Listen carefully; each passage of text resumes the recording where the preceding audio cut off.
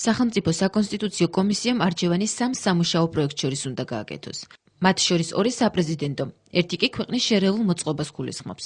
ამ სამ ვარიანტ შორის მთავარი სხვაობა პრეზიდენტის უფლებამოსილების განსაზღვრაში მდგომარეობს. საკონსტიტუციო კომისიის თავმჯდომარის პროექტი ქვეყნის შერეულ მოწყობას გულისხმობს. ამ პროექტის მიხედვით იზრდება პარლამენტის და მცირდება პრეზიდენტის უფლებები. პრეზიდენტს ირჩევს ხალხი. აღმასრულებელი ხელისუფლების უმაღლესი ორგანო მთავრობაა, რომელსაც პრემიერ-მინისტრი მეთაურობს.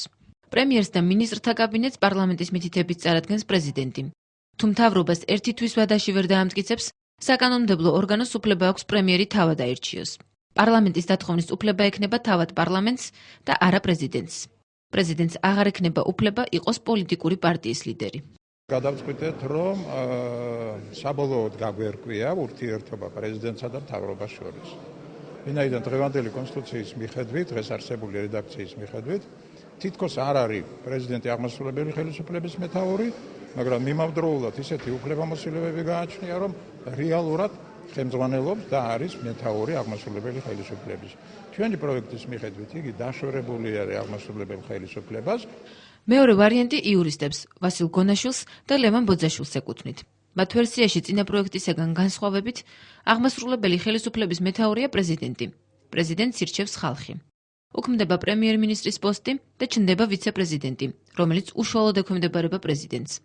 პრეზიდენტიც და ვიცე-პრეზიდენტიც მხოლოდ ზედიზედ 2 ვადით აირჩევა. პრეზიდენტს პარლამენტის დათხოვნის უფლება არ ექნება. საკანონმდებლო ორგანო ვერც თვით დათხოვნის უფლებით ვერ ისარგებლებს. კონსტიტუციური კანონის პროექტი ავტორთა განმარტებით ამერიკული კონსტიტუციის მოდელს ეფუძნება. ეს არის უფრო გაწონასწორებული ფორმა მმართველობის ფორმის, ვიდრე ვთქვათ შეიძლება სხვა საპრეზიდენტო რესპუბლიკებში არსებობდეს. საბოლოო ჯამში ჩვენ ვიღებთ ძლიერ პარლამენტს და ამავდროულად ძლიერ პრეზიდენტს. იმ მოდელებში, რომელიც ვთქვათ ბატონმა ავთანდილმა წარმოადგინა, არის ძლიერი პარლამენტი და არის სუსტი პრეზიდენტი, სადაც ჩვენი აზრით უფრო დარღვეულია ბალანსი. კომისიაში არსებული მესამე პროექტის ავტორი თავისუფლების ინსტიტუტის წევრი ლევან რამიშვილია. ამ პროექტის მიხედვით, პრეზიდენტი არის აღმასრულებელი ხელისუფლების მეთაური, უქმდება პრემიერ-მინისტრის თანამდებობა. პრეზიდენტი ირჩევა არაპირდაპირი წესით, პარლამენტის უმრავლესობიდან.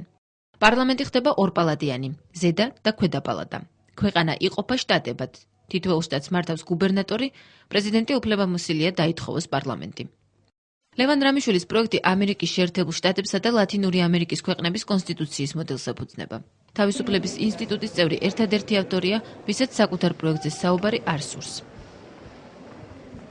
ამ პროექტებიდან არც ერთი არ უგულებელყოფს ძველ კონსტიტუციას.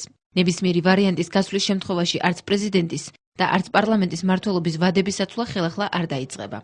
მაგალითად, პრეზიდენტი, რომელიც კონსტიტუციაში ცვლილებების შეტანამდე ამ თანამდებობაზე 2 ვადით უკვე იყო არჩეული, ხელახლა კენჭისყრას ვეღარ შეძლებს.